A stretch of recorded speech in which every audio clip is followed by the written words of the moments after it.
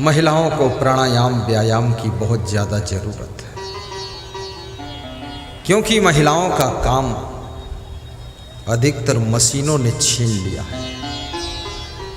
पहले स्त्रियां धान कूटती थी मूसल से,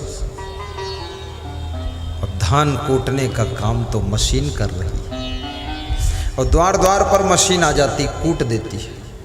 अभी स्त्रियां धान कूटने को नहीं पाती तो क्या कूटे, तो कितनी स्त्रियां तो अपने बच्चों को कूट देती हैं।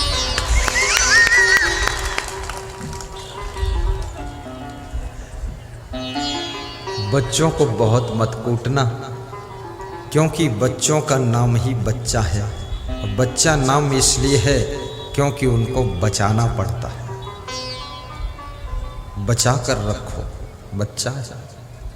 और यदि आपका बच्चा बहुत शैतानी करता है तो ये आपका सौभाग्य है। कृष्ण भगवान बहुत शैतानी करते थे, यशोदा माँ परेशान हो जाती थी। विवेकानंद बहुत शैतानी करते थे बचपन में, उनकी माँ भी परेशान हो जाती थी। और शैतानी करने वाले कृष्ण भगवान पूरे भारत देश में सबके कल्याण के लिए भगवान बनकर के उभर कर आए।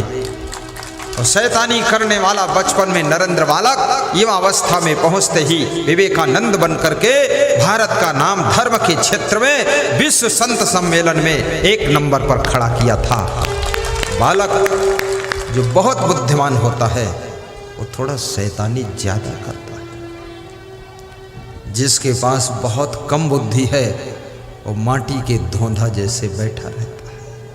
तुम समझते हो ध्यान लगा रहा, ध्यान नहीं, वो धोंधा बैठा। आपका बच्चा थोड़ा चंचल होना ही चाहिए। बच्चों के लिए खिलौने लाकर दे दो, खेलते रहे बच्चे।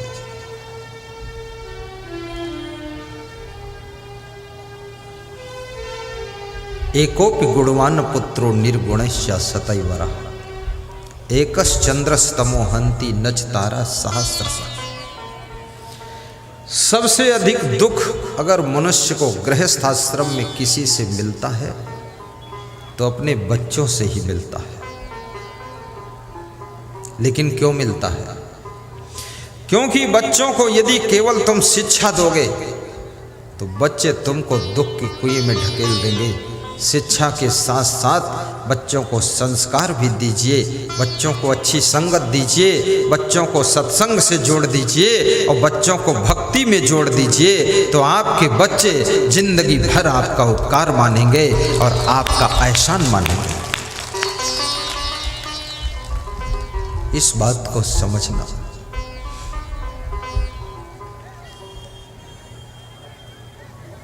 और बच्चे 1 हो 2 हो 10 हो, चिंता मत करना।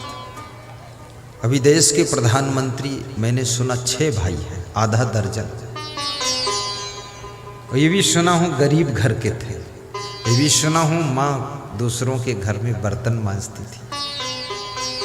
और ये भी सुना हूँ कि उनका भाई आज भी ऑटो रिक्शा चलाता है। लेकिन 6 बच्चे, इसमें बहुत कम ऐसी माताएं जिनके 6 बच्चे हैं, और जिनके 6 हों 6 बहुत अच्छे।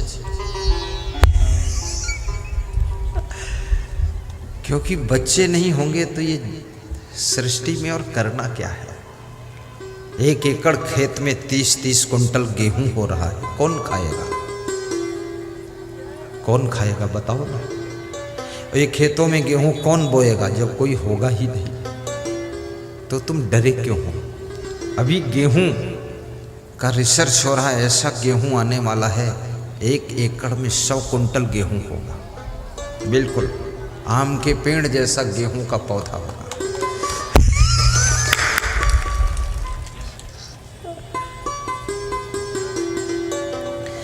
बच्चे 1 हों या 2 हों या 10 हों, जो हों, मैं नहीं कहता हूं बच्चे आपके कितने हों, ये तो तुम खुद हिसाब लगाओ कितने हों।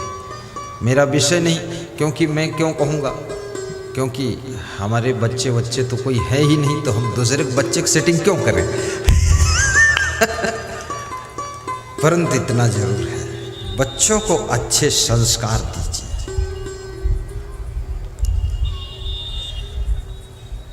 माँ बाप बच्चों के सामने कभी भी लड़ाई झगड़ा ना करें।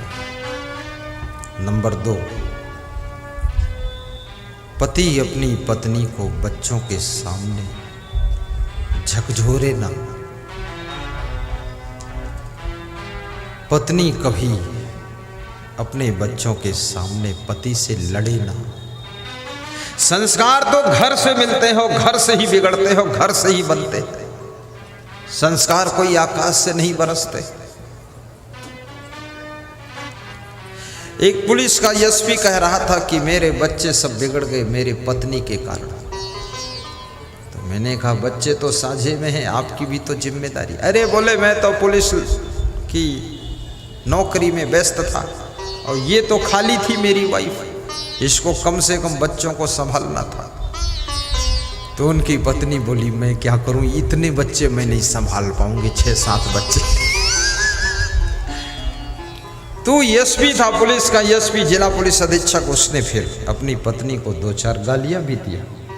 हमने कहा आपके बच्चे आपकी पत्नी के कारण नहीं बिगड़े हैं, ये आपकी आदतों के कारण बिगड़े हैं। जब आप अभी मेरे सामने बच्चों के सामने अपनी पत्नी को अभी भी गाली दे रहे हैं तो बच्चे क्या सीखेंगे?